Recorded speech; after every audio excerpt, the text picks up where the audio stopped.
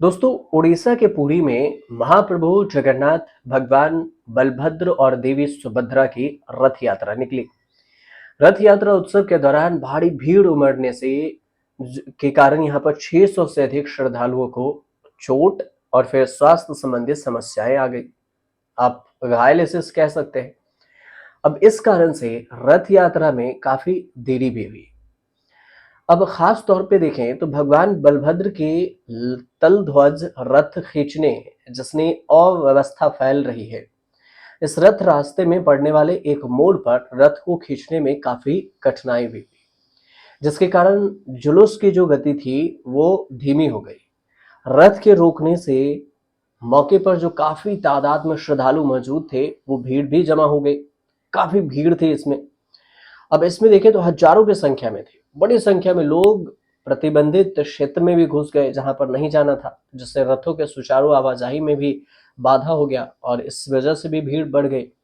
सुरक्षा के अनुसार से अगर देखा जाए तो उम्मीद से कहीं ज्यादा भीड़ यहाँ पर उमड़ पड़ी और जिसको मैनेज करने में काफी चुनौतियों का भी सामना करना पड़ा। इस अव्यवस्था के कारण बड़ी संख्या में श्रद्धालुओं को चिकित्सा सहायता की जरूरत पड़ी। 600 से अधिक लोगों को पूरी मेडिकल कॉलेज में इलाज किया गया। रथ खींचने के दौरान जो ये घटना है पूरे रथ यात्रा मार्ग पर हुई है। गनीमत ये रही है कि भगदड़ की स्थिति नहीं बनी और किसी की जान जाने की खबर नहीं सामने आई।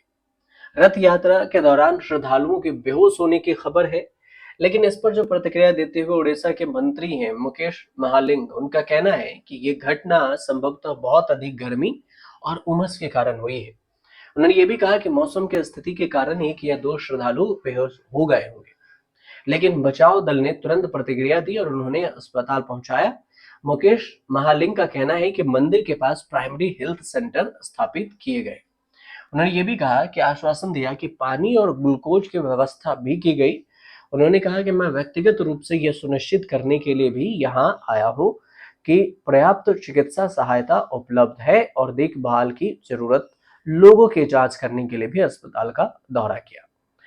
अब देखें तो हर साल होने वाले इस रथोत्सव में देश और दुनिया भर से महाप्रभु जगन्नाथ के लाखों भक्त तीर्थ नगरी पुरी पहुंचते हैं और इस दौरान भगवान जगन्नाथ, उनके भाई बहन भगवान बलभद्र और देवी सुभद्रा के रथों को 12वीं शताब्दी के पुरी जगन्नाथ मंदिर से लगभग 2.5 किलोमीटर दूर गुंडीचा मंदिर तक हाथ से भी खींच कर लाया जाता है।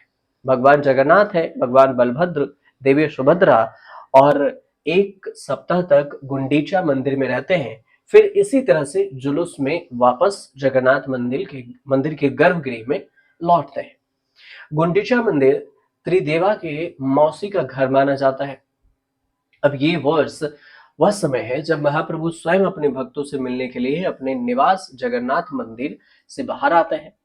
तो इस समय तीर्थ नगरी पुरी जय जगन्नाथ और हो भक्ति के नारों से गुंजायमान है रहती है।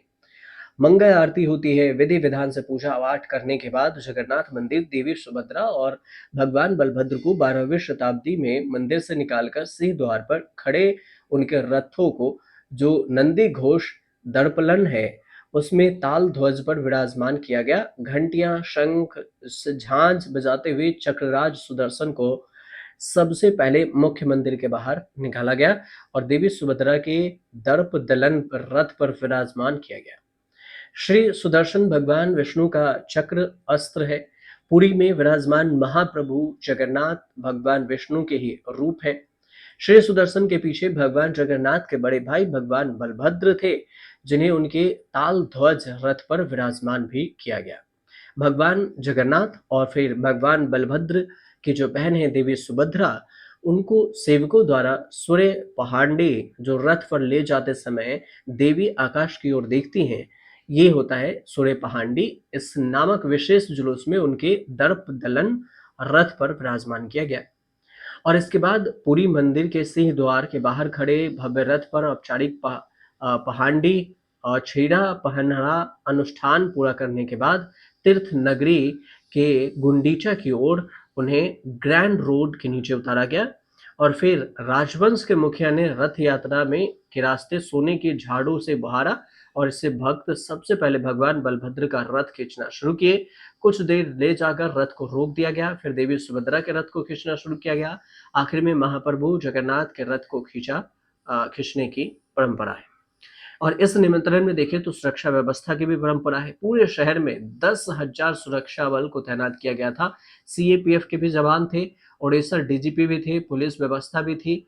अब इस वजह से भी देखें तो व्यवस्था होने के बावजूद भी काफी इतनी भीड़ पहुंच गए कि यहाँ 600 से ज्यादा लोग या तो बेहोश हो गए, गिर गए, घायल की स्थिति में। फिलहाल मृत्यु में तो किसी की बात नहीं आई है। तो ये छोटी सी जानकारी थी। अगर आपको सही लगे तो हमारे चैनल से जरूर जुड़िएगा, सब्सक्राइब कीजिएगा, शेयर कीजिएगा, कमेंट जरूर कीजिएगा।